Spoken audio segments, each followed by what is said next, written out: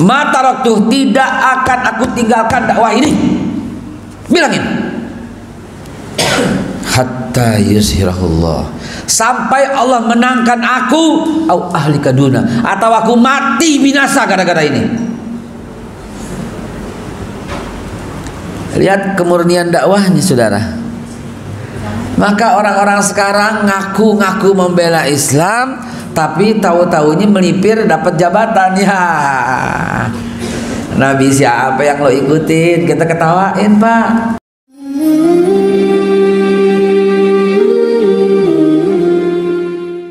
Assalamualaikum warahmatullahi wabarakatuh.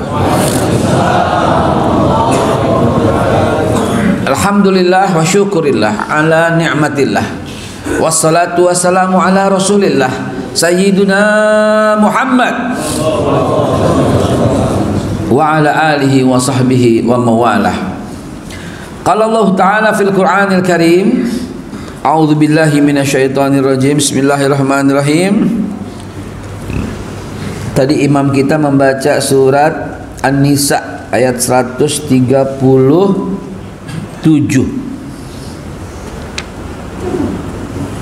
Mana imam kita? Imam kita mana? Oh, antum, masya Allah, mantap ya. Imam kita membaca basyiril munafiqina bi anna lahum azaban alima allazina yattakhizuna al-kafirina awliya'a min dunil mu'minin. Kata imam kita yang tadi, imam, masya Allah, kita bahas sejarah itu. Hadirin yang dimuliakan Allah Subhanahu wa taala, Rasulullah sallallahu alaihi wasallam ketika awal mula perjuangan menegakkan langsung diuji oleh Allah Subhanahu wa taala apa yang Nabi cari. Ini pelajaran penting buat kita yang sering mengaku orang-orang perjuangan. Ini pelajaran yang paling berharga buat kita orang-orang yang merasa ingin, katanya ingin hebat, ingin menegakkan Islam katanya, tapi dia lupa dengan sejarah. Rasulullah pertama kali baru mulai dakwah udah langsung diuji oleh Allah, mau cari kekuasaannya, mau cari duit biar banyak ya, mau menang ya, mau jadi sultan ya, mau pegang kekuasaannya. Kalau ada niat sedikit setetes di hati Nabi begitu, nggak akan bisa memenangkan semua ini. Maka itu ujiannya langsung, baik dari Allah Subhanahu wa taala maupun dari orang-orang sekitar. Baru awal mula dakwah, belum 6 tahun, karena tahun ke-6 mulai tahun gebrakan. Sebelumnya sembunyi-sembunyi, kayak bapak nenek moyang kita cerita, ayah saya cerita, kalau ngomong merdeka besokannya bisa mati sama Belanda. Maka itu kalau merdeka selaman bisik-bisik merdeka, insyaallah. Bapak kita ngalamin daftar mau dibunuh sama PKI, ngungsi jalan kaki sampai ke apa tuh namanya, oh bukan Bogor, apa sebelum Bogor tuh jalan kaki gitu cerita ya. Zaman Belanda juga ngalamin mereka bisik-bisik, dia nggak berani. Memang awalnya gitu. Begitu juga perjuangan Nabi di awal, karena kalau langsung bisa kelar tahun ke-6 baru. Yang saya cerita sebelum tahun ke-6, supaya Nabi nggak melanjutkan dakwah. Abu Sufyan datang kepada Abu Talib, pamanda Nabi Muhammad yang sangat membela Nabi, dan berkata, ya Abu Talib, hai Abu Talib, kalim, bilang sama siapa? Ma ibn akh, anak keponakan lo,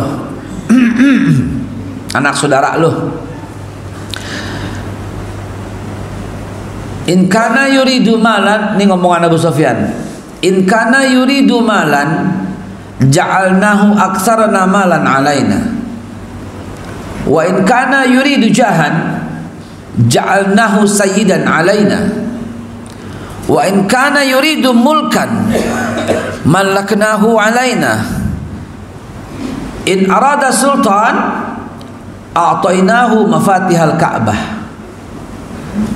Bilang sama keponakan lo, kata Abu Sufyan, berempat yang datang, Abu Sufyan, Abu Jahal, Abu Lahab, dan Umayyah bin Harb. Diundang Abu Thalib ke rumahnya, rumahnya di rumah Umayyah. Sampai di rumah Umayyah dibilang begitu, suruh berhenti dakwah. In kana yuridu malan, yuridunya dia Nabi maksudnya. Kalau dia pengen harta, ja'alnahu aktsarana malan alaina, kami jadikan harta dia yang terbanyak di antara kami. Kami akan kumpulkan semua harta. Tambah lagi, wa in kana yuridu jahan, kalau dia pengen menjadi kepala suku di semua buat kita. Jahan itu sebenarnya pembuat undang-undang. Kalau sekarang ketua DPR dah gitu dah. Ya, ketua DPR ya. Siapa? Puan ya. In kana yuridu jahan, kalau dia pengen jadi pembuat undang-undang, langsung nih ya, terkaya lalu pembuat undang-undang, dahsyat, udah terkaya dia yang buat lagi undang-undang. Ja'alnahu sayyidan alaina, kami jadikan dia penghulunya buat kami. Atau mau dirubah sistem, kami semua mundur, silahkan. Apa kata Abu Sufyan? Wa in kana yuridu mulkan, kalau dia pengen jadi raja, malaknahu alaina, niscaya kami jadikan dia raja. Dahsyat. Tambah lagi yang terakhir, yang paling bergengsi, karena semua orang kepala-kepala suku dari semua yang jumlahnya 300 suku itu tiap tahun datang ke Ka'bah. Apa ya yang ditawarkan lagi? In arada sultan, kalau mau jadi sultan, a'tainahu mafatihal Ka'bah, saya berikan kunci-kunci Ka'bah, pegang semua, tapi diam aja, nggak usah dakwah. Kalau Nabi oportunis, maka akan berkata, oke, saya ambil alih pimpinan, saya jadi raja, pembuat undang-undang, paling kaya, setelah itu baru saya Islamkan. Kalau Nabi oportunis, ternyata Nabi nggak bilang begitu tuh. Hal yang sama terjadi pada semua Nabi. Nabi Ibrahim itu ring 1 Pak, ring 1 Nabi Ibrahim. Karena ayahandanya bebas keluar masuk istana, maaf, pamandanya juga, Azar namanya ya, itu membuat patung, dan Ibrahim bebas keluar masuk kalau dia mau. Nabi Musa begitu juga. Fir'aun gak punya anak, di anak angkat itu Nabi Musa, yang kalau Nabi Musa, iya deh, gue pura-pura taat, ntar kalau dia mati, bentar lagi udah tua, kakek-kakek mati, gue jadi raja dan akan gue beresin. Nggak boleh dalam Islam begitu, nggak ada. Nggak ada dalam Islam. Ini pahami perjuangan dari awal, mesti innamal a'malu binniyah. Apa jawaban Nabi? Sebagaimana yang dijawab juga oleh Abu Musa alaihissalam, Ibrahim, Isa dan semuanya. Apa kata Nabi ketika pamannya bilang, ya benar akhi, wahai anak saudaraku, datang kepadaku. Abu Sufyan bilang, mereka akan kumpulkan semua harta dan mereka bikin kamu yang paling kaya, dan kamu diangkat dengan SK sebagai pembuat undang-undang, dan kita akan mundur semua dan kamu yang menjadi raja, dan kami berikan semua kunci Ka'bah buat kamu.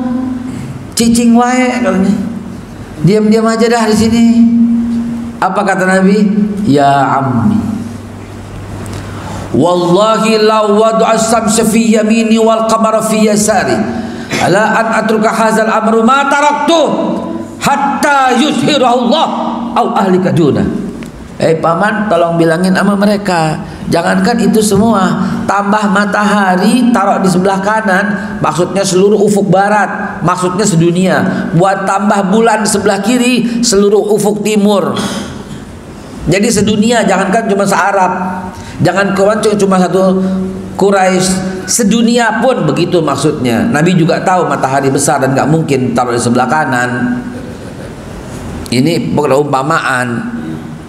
Buktinya Nabi menggambarkan tentang peristiwa gerhana, saking Nabi Muhammad tahu dan paham. Ya. Ma taraktuh, tidak akan aku tinggalkan dakwah ini. Bilangin. Hatta yuzhirahullah, sampai Allah menangkan aku, au ahlika duna, atau aku mati binasa gara-gara ini. Lihat kemurnian dakwahnya, saudara. Maka orang-orang sekarang ngaku-ngaku membela Islam, tapi tahu-tahunya melipir dapat jabatan. Ya, Nabi siapa yang lo ikutin? Kita ketawain, Pak. Tahu-tahu berharap jazakumullah, terima kasih yang sebesar-besarnya. Ya, cemen kita bilang, ya cemen. Udah gitu melipir deh, ngikutin. Ya elah, imam kita yang putuskan tadi, dahsyat imam kita bacaannya. Saya bacakan 11 tafsir dari apa yang imam kita bacakan barusan. Bismillahirrahmanirrahim. Kasih kabar gembira buat orang-orang munafik bahwa mereka, basyiril itu biasanya digunakan buat kabar gembira. Basyiril munafiqina bi annahum adzaban alima. Kasih kabar gembira buat orang munafik bahwa mereka akan dapat azab yang pedih.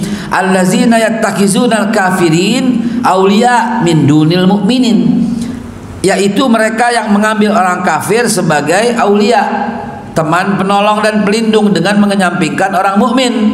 Tafsir Al-Muyassar, Kementerian Agama Saudi Arabia, yaitu orang-orang yang loyal kepada orang kafir dan menjadikan mereka sebagai penolong dan meninggalkan kesetiaan kepada kaum mukminin. Tafsir Al-Mukhtasar dari Al-Markas Tafsir Riyadh di bawah pengasuhan Syekh Dr. Salih bin Abdullah bin Humaid mengatakan, azab ini dijatuhkan buat orang munafik karena mereka menjadikan orang kafir sebagai penolong dan pendukungnya, bukan orang mukmin. Tafsir Al-Madinah Al-Munawwarah Al-Markas Al-Ta'zim Al-Quran di bawah pimpinan Syekh Profesor Dr. Imad Zuhair Hafiz, profesor dia ini, profesor di Fakultas Quran di Universitas Islam Madinah. Allah menjelaskan sebagian sifat mereka yang layak, saya bacain langsung aja, untuk direndahkan, yaitu orang munafik direndahkan, menjadikan orang kafir untuk memerangi kaum muslimin, padahal kaum muslimin ini adalah harusnya menjadi kekasih dan penolong. Tafsir Zubdatul Tafsir min Fathil Qadir Syekh Dr. Muhammad Sulaiman Al-Asqar, ini mudarris, guru di Universitas Islam Madinah, yaitu orang yang mengambil orang kafir sebagai teman penolong, yakni menolong mereka dalam membantu kekafiran dan membantu mereka dalam kesesatan. Tafsir Al-Wazir Profesor Dr. Wahbah Az-Zuhail, ini pakar fikih, mereka orang-orang yang menjadikan orang kafir sebagai teman penolong dengan meninggalkan orang-orang mukmin. Tafsir As-Sa'di Syekh Abdurrahman bin Nasir, Al-Basyarah, kabar gembira biasa dipakai untuk perkara yang baik dan terkadang dipakai dalam bahasa yang buruk dengan syarat seperti tercantum, kabarkan, gembirakan, kabar gembira buat orang munafik, yaitu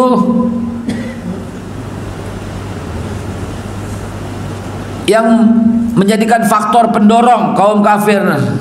Panjang sekali tafsirnya, banyak sekali, saya belum singkat.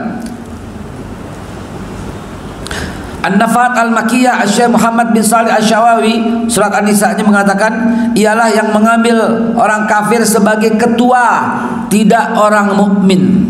Hidayatul Insan Tafsir Ustadz Marwan Hadidi bin Musa, inilah keadaan kaum munafik, mereka berprasangka buruk kepada Allah dan kurang yakin bahwa Allah akan memenangkan orang-orang mukmin, sehingga menjadikan orang kafir sebagai teman dan penolong.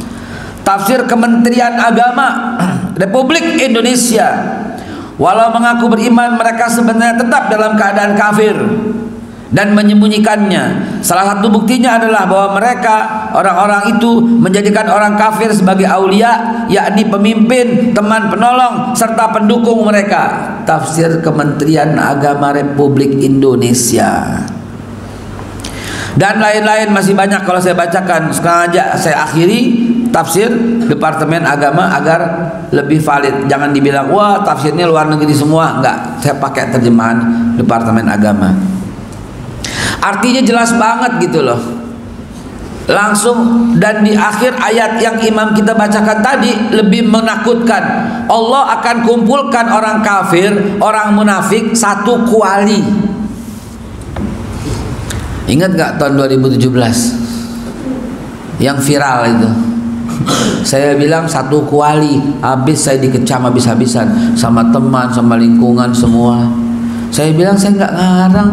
An-Nisa 137 sampai 140 lu baca aja. Allah yang bilang kok mereka satu kuali. Allah yang bilang innallaha jami'ul munafiqina wal kafirina fi jahannama jami'a.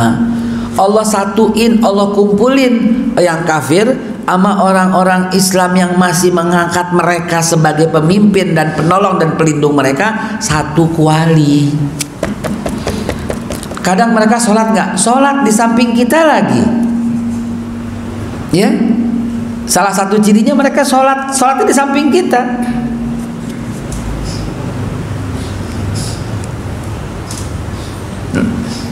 Kenapa saya bilang di samping kita? Karena ayatnya juga demikian. Ya, orang munafik itu faiza qamu ila sholat, kalau dia mau sholat qamu usala, sholatnya malas-malesan. Itu ciri-cirinya. Tapi pertanyaannya adalah mereka ada di antara kita. Ini jelas ya Pak ya. Mereka ada di antara kita dan sholat bersama kita. Tapi nggak mau. Mereka tetap mengambil kafirin sebagai penolong dan pelindung mereka. Mereka bilang apaan? Ini kan urusan dunia. Tolong perhatikan ayat-ayat tadi. Quran itu mengatur semua. Masuk kamar mandi itu ada aturan dalam Islam. Sampai berhubungan badan sama istri ada aturannya dalam Islam. Sampai mau tidur ada, sampai mau makan ada, sampai pipis sama ada aturannya. Kalau pipis bagaimana, kalau bagaimana diatur. Sampai cebok yang bersihin lubang itu yang mana diatur dalam Islam. Kalau aja diatur, kalau pipis aja diatur, bagaimana mengangkat pemimpin? Begitu Islam mengajarkan kita. Namun belajarnya semua, Qur'annya selalu lengkapi dengan sejarah agar tahu ini ayat dipakainya kapan. Ini ayat dipakainya kapan agar tahu. Karena kalau ngajinya cuma setengah-setengah bahaya. Begitu membaca ayat qatiluhum, bunuhlah mereka, teroris jadinya rame-rame. Betul apa tidak? Ini ayat lagi dalam keadaan perang sama perang, kalau nggak dibunuh terbunuh baru kepake. Dan sebelumnya udzina lil ladzina yuqataluna bi annahum zulimu, diizinkan berperang bagi orang yang diperangi. Dan mesti negara, bukan perorangan. Negara harus memutuskan perang. Siapa yang memutuskan? Presiden. Dan kalau keluar negeri membela negara lain, hilang kewarganegaraannya. Boleh nggak boleh balik selama-lamanya. Begitu undang-undang kita. Jadi kita mesti taat. Kita ahlus sunnah wal jamaah yang tahu aturan dan taat ulil amri, yaitu pemerintah. Jadi mesti jelas aturannya, saudara. Jangan mentang-mentang wah ini begini pemerintah nih kita lawan nih. Ente bughat namanya. Ente mati jahiliyah, membangkang kepada negara itu mati jahiliyah, Pak. Sekritik-kritiknya saya nggak bakal saya melanggar hukum. Setegas-tegasnya saya dalam berceramah nggak bakal ngata-ngatain presiden. Orang presiden kita mesti kita hormatin. Kalaupun ada salah kita kritik, kalaupun salah kita doain supaya kembali ke jalan Allah, selesai. Begitu aturan Ahlussunnah wal Jamaah. Begitu yang diperintahkan Nabi. Sallu ala Nabi Muhammad. Makanya ngajinya biar utuh. Nabi yang mengatakan kalau negaranya dipimpin sama orang yang zalim, sabar kata Nabi, doain kebaikan, nggak disuruh lawan, enggak. Kalau negara dalam bahaya, kata Nabi dalam Piagam Madinah, baik orang Islam maupun bukan Islam harus bersatu melindungi negara dari serangan musuh. Itu pasal 6, pasal 7 Piagam Madinah, yang ada juga dalam pasal 2 berapa? 24, 25, 26 soal bela negara. Jadi klub saudara, makanya kita sebar luasin ini supaya kita menjadi orang mukmin muttaqin sekaligus orang yang taat kepada Allah, Rasul dan ulil amri minkum. Hadirin dimuliakan Allah Subhanahu wa taala. Apa yang saya sampaikan tidak lain tidak bukan hanyalah Quran dan tafsirnya. Kalaupun perbedaan pendapat itu sebuah rahmat. Kenapa di negara ini beda pendapat berarti musuh? Sejak kapan? Sejak kapan beda pendapat itu musuh? Ya baru tahun-tahun inilah. Baru 2-3 tahun inilah. Ya, baru 2-3 tahun ini aja. Ada apa? Nah, ini yang perlu kita rumuskan, ada apa? Balik lagi kepada sejarah. Maka Nabi juga mengajarkan demikian kepada para sahabatnya. Mau hijrah dari Mekah ke Madinah, sebuah perjuangan yang dahsyat, disaring dulu. Jangan semua ikut. Di dalamnya akan ada orang-orang munafik. Maka Nabi hijrah dari Mekah ke Madinah disembunyikan dulu, jangan bilang-bilang dulu. Rahasia Nabi disaring dulu, disaring mana yang yakin, mana yang berjuang untuk agama, mana yang cari jabatan, mana yang cari politik, mana yang cari itu disaring. Dengan cara apa? Dengan peristiwa Isra Mi'raj Nabi Muhammad SAW. Nabi Muhammad malamnya masih bergaul bertemu dengan para sahabat. Yang Nabi tahu siapa di antaranya yang akan kafir, tahu, dibisikin sama malaikat.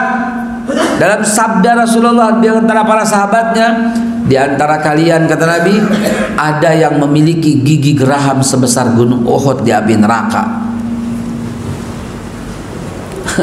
Nabi tahu, Pak.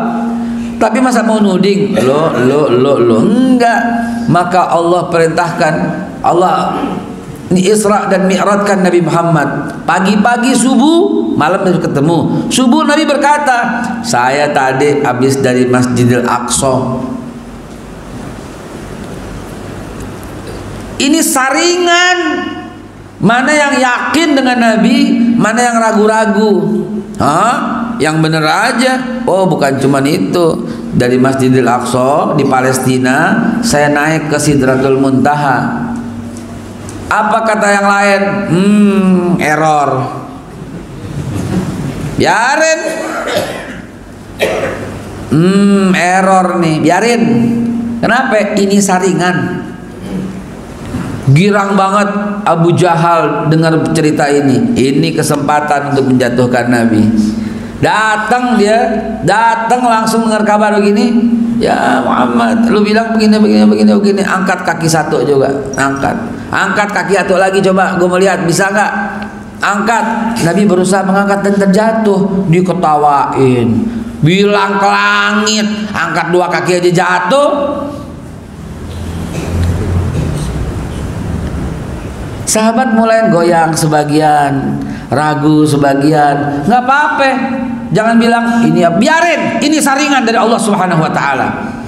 Maka peristiwa-peristiwa yang kita lihat yang menyudutkan Islam, kita bilang biarin, ini saringan dari Allah Subhanahu wa taala. Mana yang konsisten dalam dakwah, mana yang melipir karena duit, mana yang melipir karena komisaris, mana yang melipir karena jabatan. Biarin, Pak. Biarin. Mana yang melipir sono sini. Tiba-tiba setelah tersaring, setelah banyak yang kafir, Musailamah Al-Kadzab, Sajjah Taimiyah, Tulaiha bin Khuwailid, ini orang-orang yang dulunya sahabat akhirnya hilang, pergi. Jadilah krim, dialah krim. Jadilah murni orang-orang yang iman dan yakin dengan sabda Rasulullah, apapun yang Rasulullah katakan, wa may yantiqu anil hawa in huwa illa wahyu yuha. Jadilah begini. Kalau udah siap begini, ayo kita hijrah ke Madinah. Hijrahlah. Saya lagi cerita sejarah, dan tolong, sekali lagi tolong, jangan ini sebuah ajakan buat hijrah, karena ngajinya yang utuh, jangan pulang separuh, jangan di-cut lagi ngomong separuh. Jangan dipotong filmnya. Nggak ada lagi hijrah setelah hari ini, kata Nabi.